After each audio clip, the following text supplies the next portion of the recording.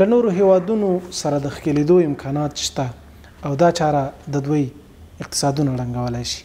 که چېرته په ناسم وخت کې ځواک وکاروي حالات نور هم خرابېدی شي او دا هیڅ لوری نه غواړي. که چېرته د جګړې پر مهال کوریا ماتیږي نو دوی به سیمه له ځان سره والوزوي. اوس د امریکا او ګڼو نورو هیوادونو د اقتصاد لپاره په یوه سټراټیجیک اهمیت بدله شوې ده. د کوریا په څیر ستونزه تاسو څنګه حلولی شئ؟ نه شئ حل کولی.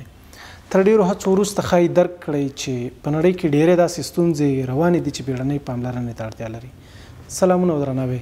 درنو کتاب لوستونکو، په ننني ویډیو کلیپ کې د کوریا او جاپان په جغرافیه او همداشان د دوی ترمنځ په روان سیاسي او نظامي اړیکې خبرې کوو.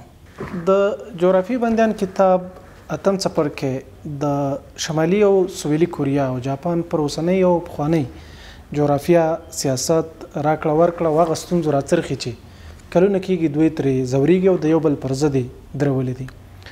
ټیم مارشل لیکي چې په نړۍ کې ډېرې داسې ستونزې روانې دي چې بیړنۍ پاملرنې ته اړتیا لري. ټوله نړۍ په یوه نامه دغه دوه بېلابېلو هیوادونو او د دوی ترمنځ ستونزې ته د خفګان په سترګه ګوري. ټول ګاونډیان یې په دې پوهېږي چې دوی د الوزولو وړتیا لري. له نورو هیوادونو سره د ښکېلېدو امکانات شته او دا چاره د دوی اقتصادونه ړنګولی شي.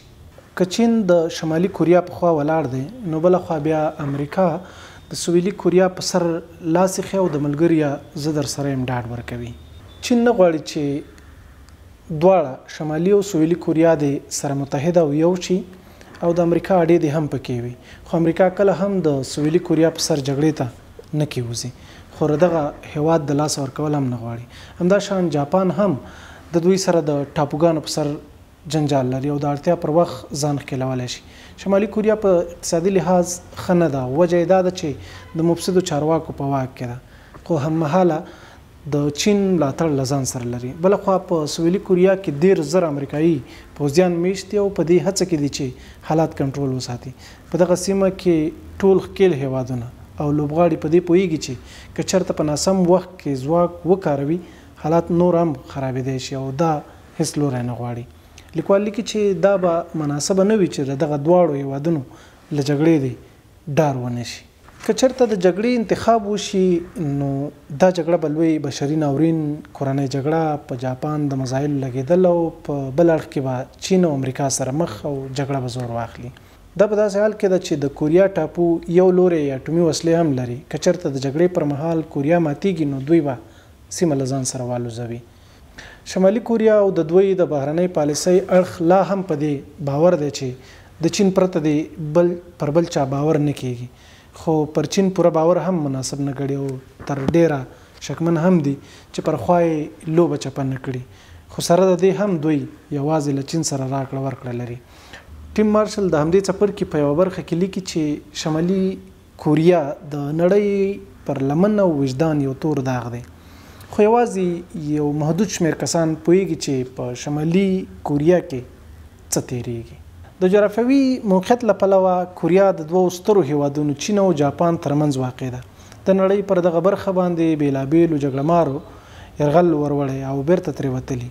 خو د دې دواړو هیوادونو جغرافیه په داسې ځای کې قرار لري چې طبیعي موانع لري او همدا وجه ده چې ډېر کله تر یرغل وروسته ترې یرغلګر وتلي دي.